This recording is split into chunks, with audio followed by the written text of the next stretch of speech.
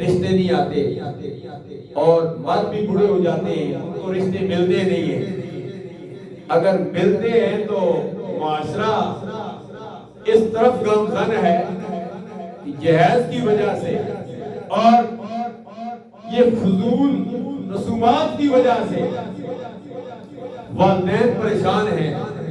شادی اپنی اولاد کی کر نہیں سکتے، نوجوان شادی کر نہیں سکتا، حالات اس قسم کے ہیں کہ شادی کرنے بھی بڑی مشکل ہو گئی ہے۔ اب تو لاکھوں کا خرچہ ہوتا ہے، پھر آگے سے جہیز، آگے سے بہت سارے مطالبات۔ اگر یہ مطالبات ختم ہو جائیں، یہ ہندوانہ رسمیں ختم ہو جائیں تو ہم سکھ کی زندگی گزاریں اور شادیاں بھی بہت ساری ہو جائیں، لیکن ان رسومات کی وجہ سے معاشرہ بے راہ روی کا شکار ہے۔ کئی نوجوان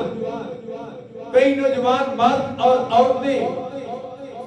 جن کی شادی نہیں ہوئی، کئی گھروں والے والدین پریشان ہیں، رشتے نہیں ہو رہے، اس لیے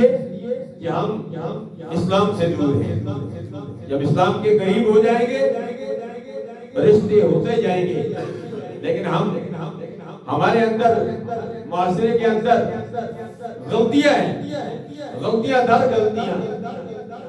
اس لیے ان مسائل کا سامنا کرنا پڑ رہا ہے۔ لیکن اگر مجبوری کی بنا پر کسی کی شادی نہیں ہوئی، مرد ہے یا عورت،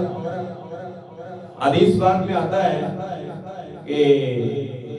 جنت میں اللہ تبارک و تعالیٰ ان کی شادی عورت کے بھی مرد سے اور مرد کی عورت سے، یعنی جنت میں اللہ تبارک و تعالیٰ ان کی شادی کرا دے گا۔ جنت میں کوئی گھوڑے ملیں گے نا،